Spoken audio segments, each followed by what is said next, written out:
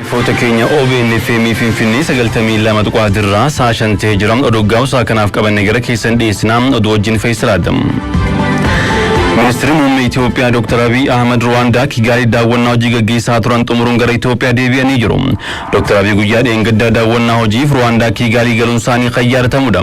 Daawwannaa isaaniitti Rwandaatti Instituutii eegumsa qonnaa kan daawwatan yoo ta'u kana malees sirna yaadannoo waggaa 30ffaa kaawbiikaa uummata Rwanda gaggeeffame irratti hirmaatanii jiru. Daawwannaa isaanii xumuruun gara Itoophiyaa deebi'uu ragaa waajjira ministeera muummee irraa arganne ni mul'isa.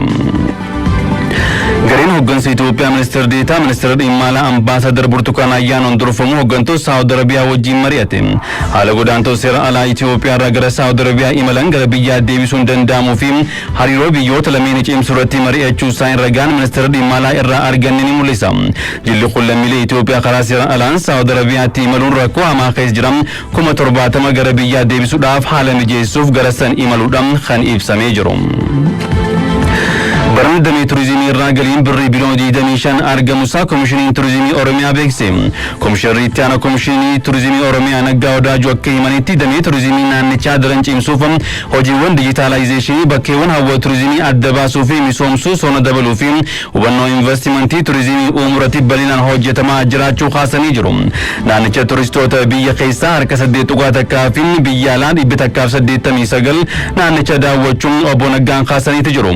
Turistoonni biyya keessaa falaa iddoo hawwata turizimii naannichaa daawwatan galii birrii biliyoona 25 ol argamsu kaasanii jiru. Qabeenya turizimii naannichaa faayidaa diinagdeef akka ooluuf godhuuf abbootiin qabeenya investimentii turizimii irratti akka hirmaataniif waamicha dhiyeessuu isaaniitiin FBC'n kan dubbisiste. Jiraattonni naannoo Sidaamaa nageenya keenya eegana jijjiiramni waareessi nama dura jedhuun hiriira deeggarsa jijjiiramaaf tumsu ba'anii jiru. Jiraattonni naannichaa injifannoowwanii fi milkaa'inoota waggoottan ja'an darban argaman beekamtii kennuu fi bu'aawwan argaman itti fufsiisuudhaaf hiriira deeggarsaa ba'uu isaanii naannichi beeksisee jira. Hiriirri deeggarsaa kunis magaalaa Hawaasaa Alataa Wandoo Yirgaalamii fi kutaalee naannichaa adda addaa keessatti ganama kana kan bahamu irratti argamu.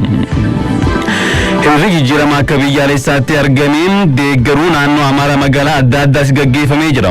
Hiriirri deeggarsaa kun magaalaa Dasee, Kombolchaa fi Sokotaatti kan gaggeeffamaa jiru yoo ta'u, hiriirri uummataa kun jijjiirama argame hordofee bu'aawwan waggoottan ja'an darban argamaniif beekamtii kennuuf kan gaggeeffame akka ta'e ibsamee jira. Hiriirri jijjiirama argame tumsu kun godina Lixa Goondar magaalaa Gandaawaattis gaggeeffamu irratti argamu jechuun biiroon kominikeeshinii naannichaa beeksisee jira. Daandiin qilleensa Itoophiyaa imala milkaa waggoota 78ffaa salaayisuudhaan garee Kaayirootti bal'ii addaa godhee jira. Daandiin qilleensa Itoophiyaa akka lakkoofsa Awurooppaatti bitoota 29 bara 1946 Asmaraa irraa gara Ijipt Kaayiroo xiyyaara 5C47 bal'ii jalqabaa isaa kan godheedha. Sirna bal'ii addaa godhame irratti hojii raawwachiisaan olaanaan daandii qilleensa Itoophiyaa Masfin Xaasawu itti gaafatamaan damee daldalaa daandii qilleensichaa Lammaa Yaaddeechaa fi hoggantoonni fi hojjettoonni biroo argamanii jiru. Obbo Masfin Xaasawu haasawaa godhaniin daandiin qilleensichaa cimee hojjechuu isaatiin milkaa'ina galmeessuun erni maddi milkaa'ina isaatis maamiltoota akka ta'e kaasanii jiru. Maamiltoota guyyicha imalaa jiraniifis kennaa arjoomuun keessummeessuu ragaan daandii qilleensichaa irraa arganne ni mul'isa. Israa'el kutaa Liibaanos haleellaa qilleensaa raawwachuu himte. Xiyyaaronni maleeyyii isii Hizboolaan haleelamuu hordofee Israa'el kutaa Liibaanositti haleellaa qilleensaa kan gaggeessite. Israa'el iddoolee misooma bu'uuraa Hizboolaan itti fayyadamu baay'ee kan barbadeessite yoo taatu qaamoleen lamaan gidduutti walitti dhukaasni hamaan jiraachuu isaatii maddeen naannichaa kan himanii jiru. Jettiiwwan waraanaa Israa'el bulchiinsa Liibaanos dhaabbilee Hizboolaan bal'inaan itti fayyadamuu fi bu'uuraalee misoomaa naannichatti argaman barbadeessuu kan himee jiru. Gamakhani waraanni Israa'el fi Hamaas ji'oota ja'aaf gaggeeffamee ture. Gaazaa Kaanyuus keessatti lolli jabaan kaleessa gaggeeffamaa jiraachuudha kan ibsamee jiru.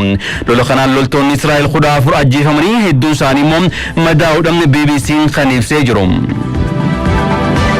Dhaabbanni atoomikii biyyoota gamtoomanii haleellaa dhaabbata niwukilaraa Yuukireen Zaaporoojiyaa irratti raawwateen balaan niwukilaraa hamaan mudachuu akka danda'u akeekkachiisee jira.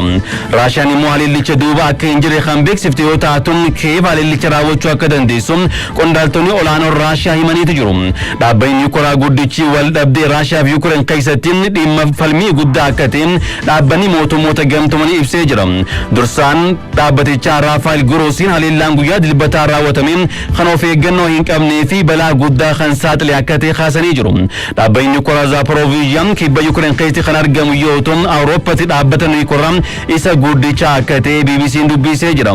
Humnoonni Raashiyaa guraan bara faranjoota 2022 akkuma waraana Yuukireen irratti bananiin yeroo gabaabaa keessatti dhaabbaticha kan to'atan akka ta'e BBC'n ibsee jira.